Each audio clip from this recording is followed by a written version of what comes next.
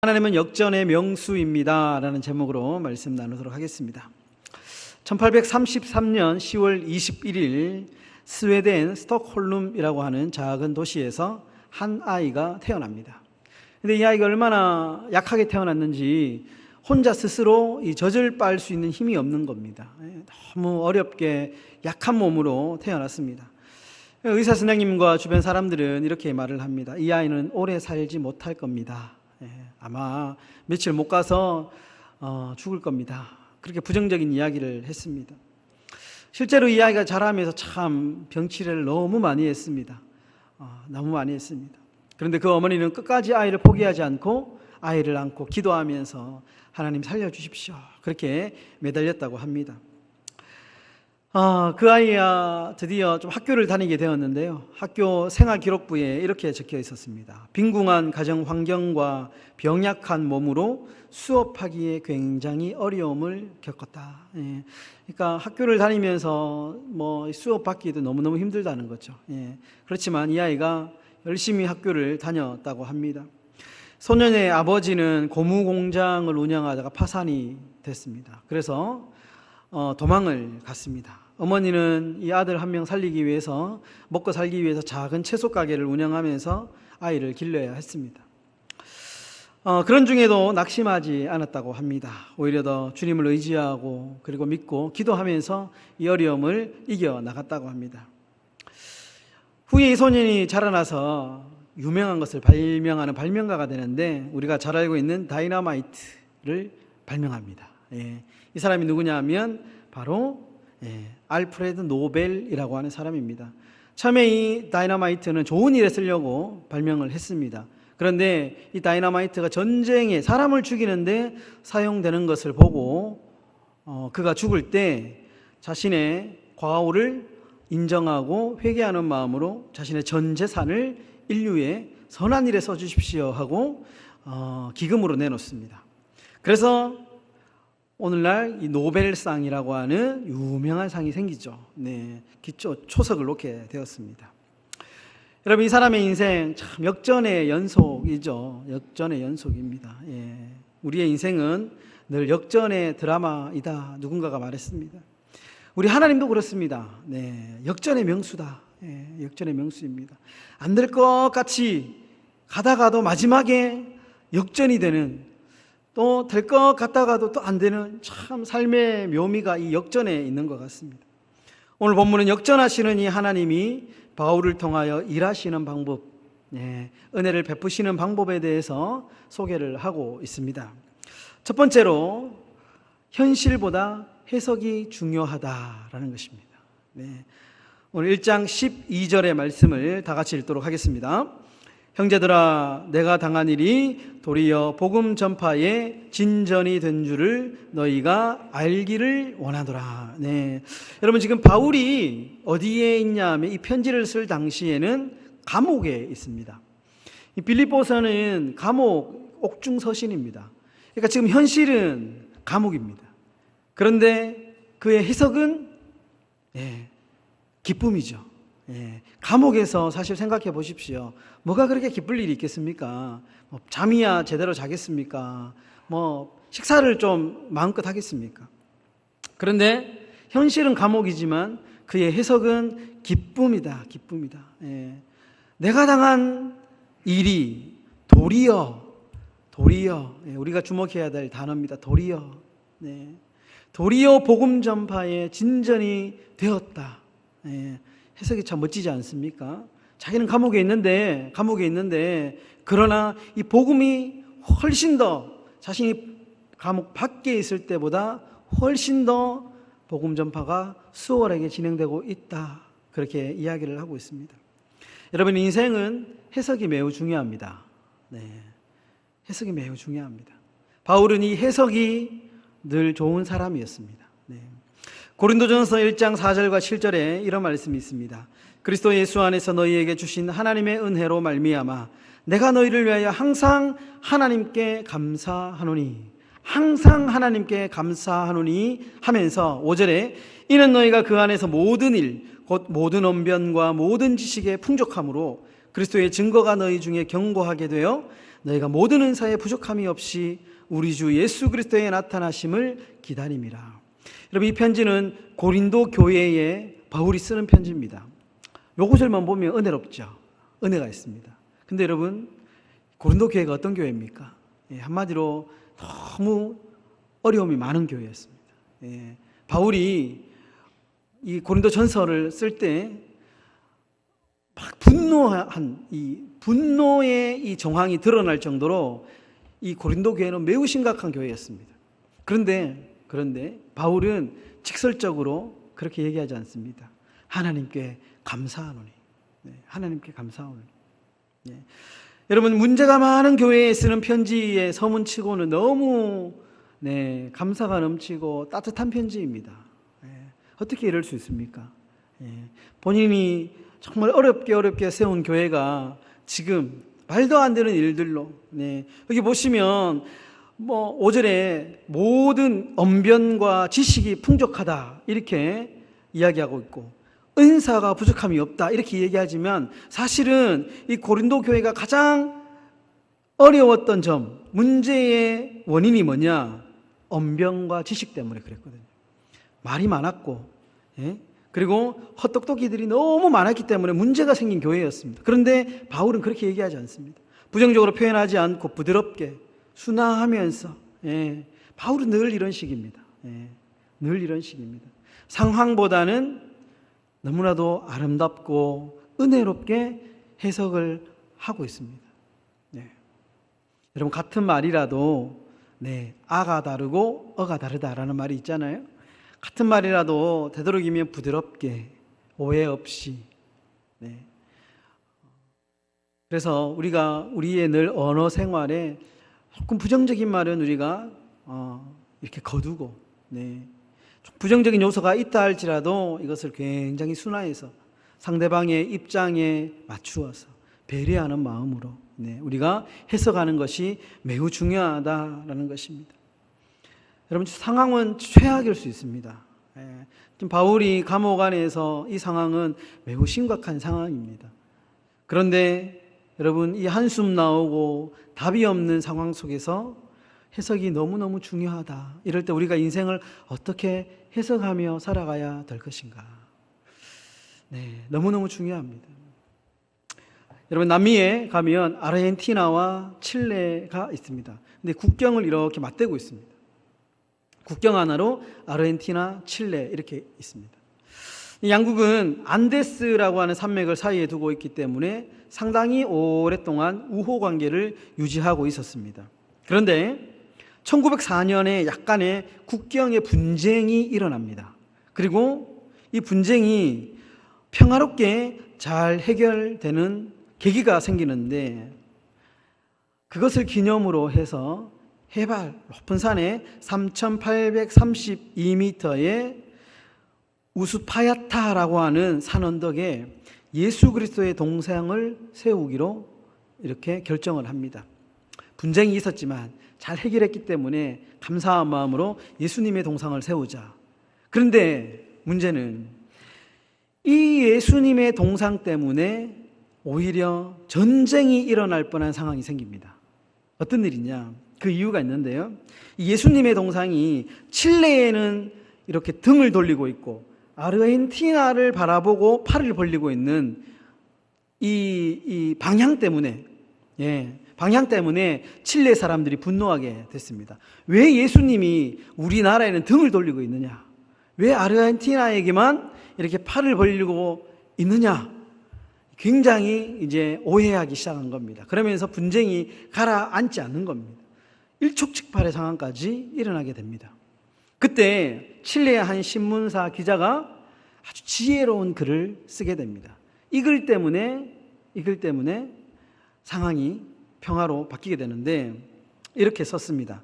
예수님의 얼굴이 아르헨티나를 향하여 서 계시는 이유는 아르헨티나가 칠레보다 훨씬 더 예수님의 보살핌이 필요한 나라이기 때문입니다. 이렇게 이야기한 겁니다. 너무 하나님의 예수님의 긍휼이 필요한 나라이기 때문에, 예수님이 불쌍한 나라이기 때문에, 예수님의 긍휼이 더 필요하기 때문에 이렇게 자신들을 향하여 서 있는 겁니다. 해석이 너무 멋지지 않습니까? 여러분, 상황이 달라진 건 아닙니다.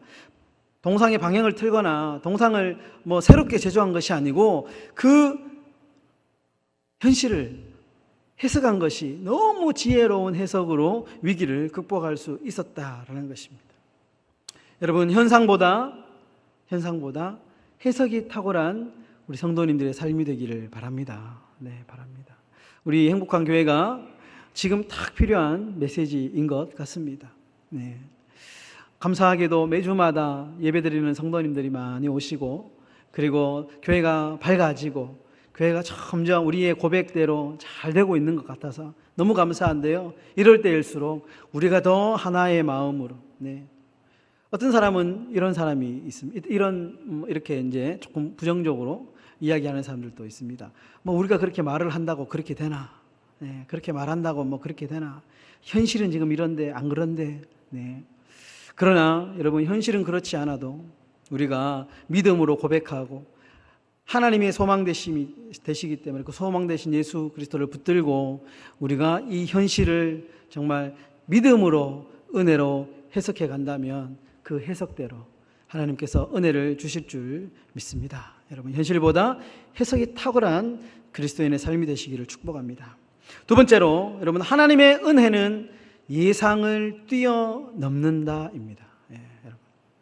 1장 14절의 말씀입니다. 1장 14절의 말씀을 우리 다 같이 한 목소리로 읽겠습니다.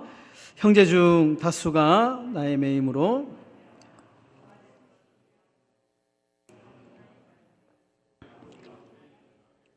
아멘. 여러분, 지금 바울이 감옥에 갇혀 있다는 소식을 듣고 사람들의 반응은 예상 밖의 반응이 나옵니다. 여러분, 더 담대히 하나님의 말씀을 전하게 되었다, 이렇게 이야기를 하는 것이죠. 반전입니다. 여러분, 보통 지도자가 잡히거나 감옥에 잡히면 어떻게 됩니까? 그 밑에 있는 사람 다 뿔뿔이 흩어지죠. 그리고 이 조직은 와해가 됩니다. 그것이 정상입니다. 항복하는 것이죠.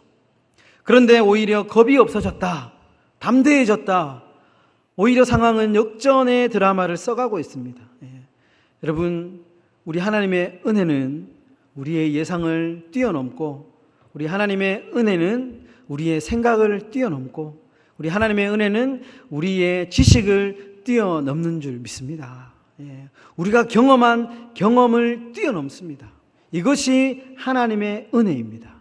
이것이 반전의 역사다라는 것입니다.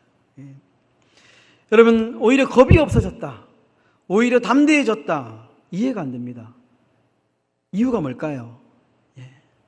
이유가 나옵니다. 14절에 보면 주 안에서 신뢰함으로.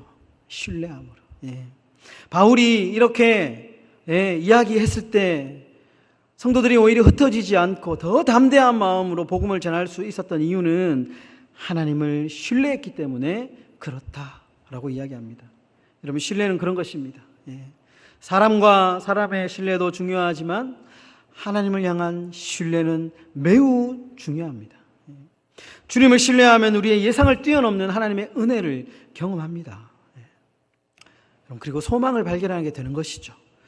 그러므로 얼마나 주님을 신뢰하는가에 따라서 우리 인생의 에너지가 달라지게 되는 것입니다.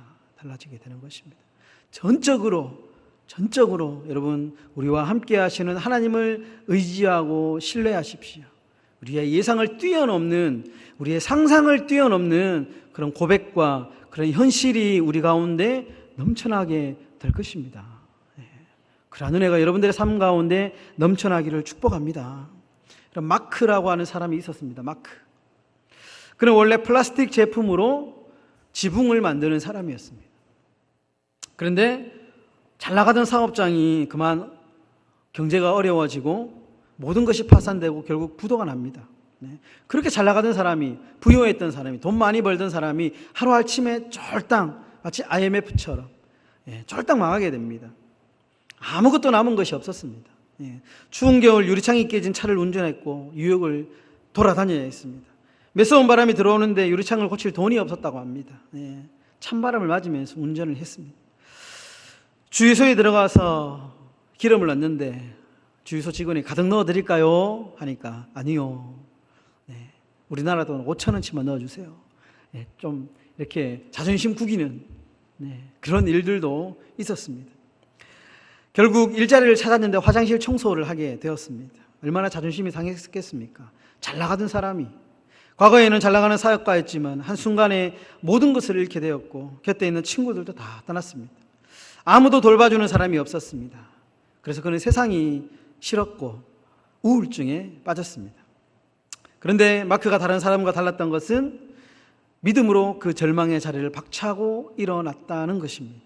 실패를 통해서 자기에게는 글을 쓸 수 있는 능력이 있다는 것, 그리고 강연할 수 있다는 능력이 자신에게 있다는 것을 발견하고 자신이 이 장기를 살리기 시작합니다. 그래서 그는 마음을 열어주는 101가지 이야기라고 하는 책을 쓰게 됩니다. 마크 빅터 한센이라고 하는 사람의 책입니다. 마크 빅터 한센, 마음을 열어주는 101가지의 이야기. 너무나도 베스트셀러입니다. 그런 기자에게 인터뷰에서 이렇게 이야기합니다. 오늘 제가 여기 설 수 있는 것은 지난날에 실패가 있었기 때문에 그렇습니다. 여러분, 실패는 어떤 사람에게는 나락으로 가는 입구이지만 어떤 사람에게는 축복으로 가는 징검다리가 되기도 합니다. 그것은 하나님에 대한 전적인 신뢰가 있을 때에만 가능합니다. 하나님을 향한 신뢰가 깊은 사람일수록 빨리 회복하게 된다는 것입니다. 많은 사람이 코로나 시기를 지나면서 이렇게 예측했죠. 교회는 다 문을 닫게 될 것이다. 그러나 여러분, 생각보다 교회가 더 정결해지고 있습니다. 그거 아십니까? 교회가 더 정결해지고 있습니다. 믿음의 사람들이 어떤 방식이든 신앙을 지키려고 지금 수단과 방법을 가리지 않고 기도하고 있습니다. 모이지를 못합니다. 별의별 방법을 다 동원해서 교제를 하려고 방법을 동원하고 있습니다. 오히려 더 견고해지고 단단해지고 있는 시기가 바로 이 시기입니다. 여러분, 사탄마귀는 아마 우리 교회가 곧 사라질 것이라 생각했을 것입니다. 우리 행복한 교회는 이제 없어질 것이다. 사탄마귀는 아마 작정하고 그렇게 달려들었을 것입니다. 사탄은 늘 그런 식입니다. 교회의 지도자들을 공격하고 전의를 상실하게 만들고 흩어지게 만들고, 그래서 모든 의욕을 다 뺏어버리는 것이 사탄의 전략입니다. 그런데 여러분, 우리 교회가 잘 견디고 기도하는 사람들로 인하여 오히려 더 이 위기가, 이 실패가 역전의 기회가 될 것입니다. 왜냐하면 우리 하나님은 역전의 명수이기 때문에 그렇습니다. 말씀을 마무리합니다. 여러분, 기쁨을 회복하는 길은 신앙의 눈으로 세상을 바라보는 것입니다. 현실보다 믿음의 해석이 매우 중요합니다. 현실은 좋지 않습니다. 안 되고 있습니다. 부정적인 요소가 한두 가지가 아닙니다. 사람이 떠나가고 사이가 좋지 않고, 그러나 그런 상황을 역전시키는 역전의 명수인 하나님을 전적으로 신뢰해야 됩니다. 상황만 보면 걱정만 늘어납니다. 오히려 이런 시기일수록 믿음의 눈으로 해석을 해 나가야 됩니다. 믿음으로 해석하면 여러분, 아브라함이 가졌던 안목이 생깁니다. 여러분, 자녀 이삭을 믿음의 눈으로 바쳤던 그 안목이 생기게 되는 것입니다. 여러분, 인생은 예상대로 흘러가지 않습니다. 말씀대로 흘러갑니다. 인생은 생각대로 흘러가지 않습니다. 하나님의 뜻대로 흘러갑니다. 이것이 성경의 교훈이고 진리입니다. 여러분, 그러므로 나의 섣부른 판단, 나의 섣부른 예상 다 내려놓고 말씀의 귀를 기울이기를 주의 이름으로 축복합니다.